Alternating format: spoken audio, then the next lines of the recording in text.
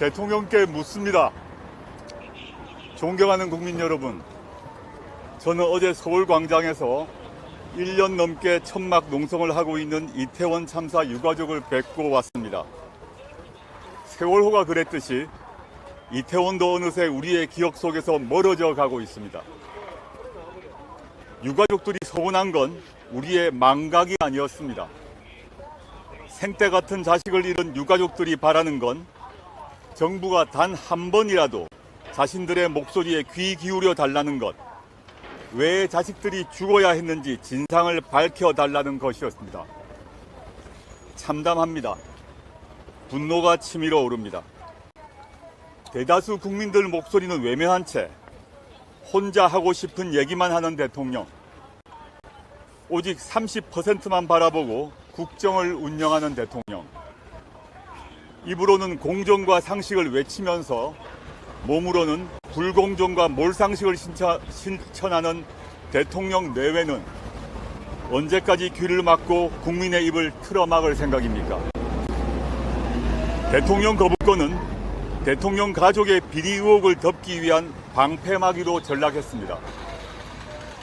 이태원 참사 진상규명을 위한 특별법은 대통령에 의해 거부되었고, 대통령실의 외압 정황이 드러난 최수근 해병 사망 사건은 또 다른 해병을 희생양으로 만들고 있습니다. 총칼로 정권을 찬탈한 군사정권 때보다 더한 무도함과 그보다 더한 무능함으로 국민들은 실망하고 있습니다. 어린아이들에게조차 놀림거리가 되고 있는 이 수준 이하의 정권에 대해 이번 총선에서 반드시 국민적 심판이 이루어져야 합니다. 그래야 대한민국이 살아남을 수 있습니다. 윤석열 대통령에게 5가지를 묻습니다. 첫째, 이태원 참사 유가족이 있는 천막을 한 번만이라도 찾아갈 용의는 없습니까? 지금껏 정부 관계자 누구 하나 찾아온 적이 없다고 합니다.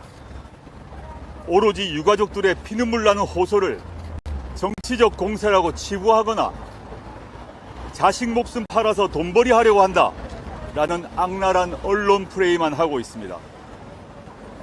대통령이 위로 방문을 하면 이러한 야비하고 저열한 2차 가해가 중단될 것입니다. 천막을 찾아 그분들의 이야기를 들으십시오. 그분들의 눈물을 닦아드리고 손을 잡아주십시오. 둘째, 해병 사망 사건 수사 외압 정황에 대한 입장을 밝히길 바랍니다. 최근 군인권센터에 따르면 해병대 사령관과 국방부 장관이 주고받은 문자를 통해 윤석열 대통령과 대통령실이 수사 초기부터 고 최수근 상병 유가족 동향을 보고받은 것이 드러났습니다. 어제는 군인권센터가 대통령실 외압을 폭로한 박정훈 대령을 수사하고 기소한 국방부 검찰단 관계자들을 공수처에 고발했습니다.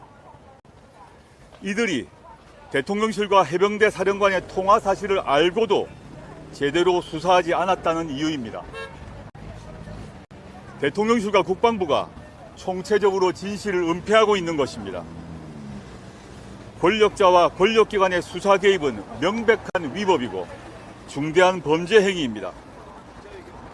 대통령의 개입이 확인되면 탄핵 사유가 되니 은폐하고 있는 것은 아닙니까? 셋째, 아직도 고발 사주 사건이 정치 공작입니까? 고발 사주 의혹의 핵심인 손준성 전 대검 수사정보정책관은 최근 법원에서 유죄가 인정되어 실형을 선고받았습니다. 이 사건은 검찰이 2020년 4월 총선을 앞두고 선거에 영향을 끼치기 위해 국민의힘 전신인 미래통합당에 고발장을 만들어주고 고발을 요청한 국기문란 사건입니다. 문제의 고발장은 윤석열 대통령과 한동훈 전 장관을 위해 만들어졌던 것이 확인되었습니다. 재판부는 당시 윤석열 검찰총장의 최측근이었던 손준성 검사가 선거에 영향을 미치려고 시도하거나 그 시도에 협조하는 과정에서 범행을 저질렀다며 검사가 지켜야 할 핵심 가치인 정치적 중립을 정면으로 위반해 검찰권을 남용해 사안이 엄중하고 그 죄책 또한 무겁다고 강하게 질책했습니다. 검찰총장의 눈과 긴 대검의 핵심 참모가 검찰총장과 교감 없이 독자적으로 벌인 범행이라고 믿는 국민은 없습니다. 송 검사는 징계는커녕 재판이 진행 중인 상황에서 검찰의 꽃이라는 검사장으로 보훈 승진까지 했습니다. 승진을 통하여 입을 막으려고 했던 것은 아닙니까? 윤석열 대통령은 후보 시절 이 사건을 공작과 선동이다 라고 말했습니다. 고발사주 사건은 검찰이 선거에 개입한 국기문란에 해당하는 중대한 범죄이고 이는 법원 판결에 의해 확인되었습니다. 윤석열 대통령은 이 심각한 범죄에 대해 아직도 정치 공작이라고 생각하십니까? 이 사건으로 대통령 본인이 공수처에 입건되었습니다. 본인의 억울함을 밝히기 위해서라도 공수처 수사를 받을 용의는 없습니까? 넷째, 윤석열 대통령의 부인과 처가 비리 의혹에 대한 수사를 검찰에 지시할 생각은 없습니까? 대통령 부인이 버젓이 명품백을 받는 장면이 온 국민에게 공개되었습니다. 대통령 기록물이니 몰카 공작이니 하는 말도 안 되는 얘기는 그만하십시오. 초등학생도 웃습니다. 억울하면 당당하게 특검법을 수용해 낱낱이 밝히면 될 일을 왜 거부하십니까?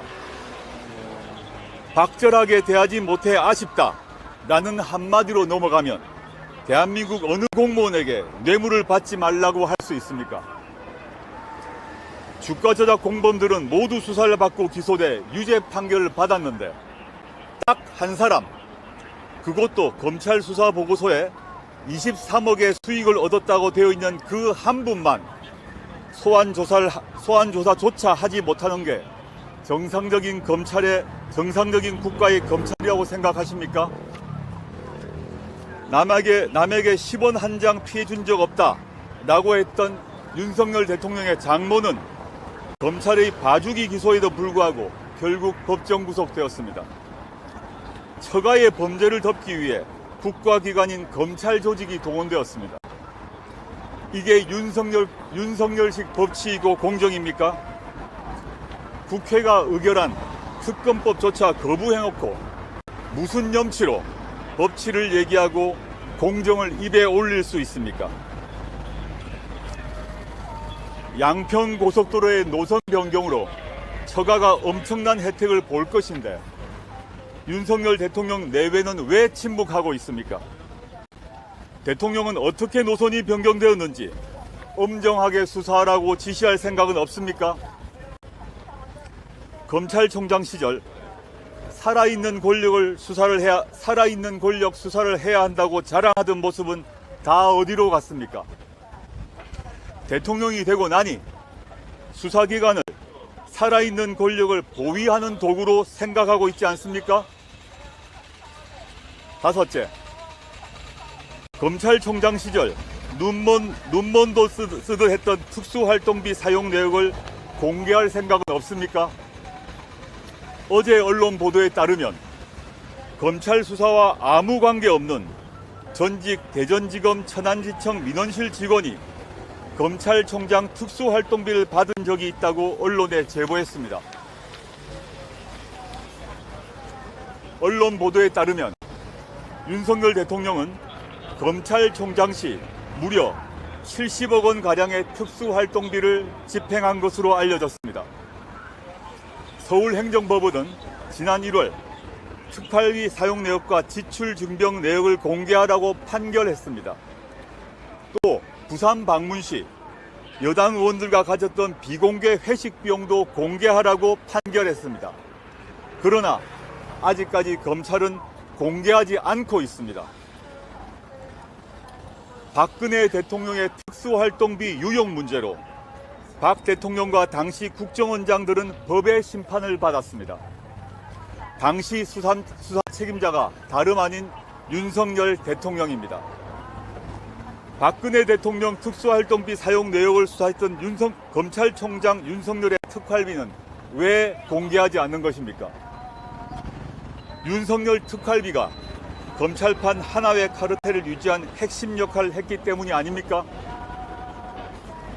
존경하는 국민 여러분, 전임 문재인 정부의 검찰개혁 책임자로서 정치검사들의 준동을 막지 못한 데 대해 다시 한번 송구스럽다는 말씀을 드립니다.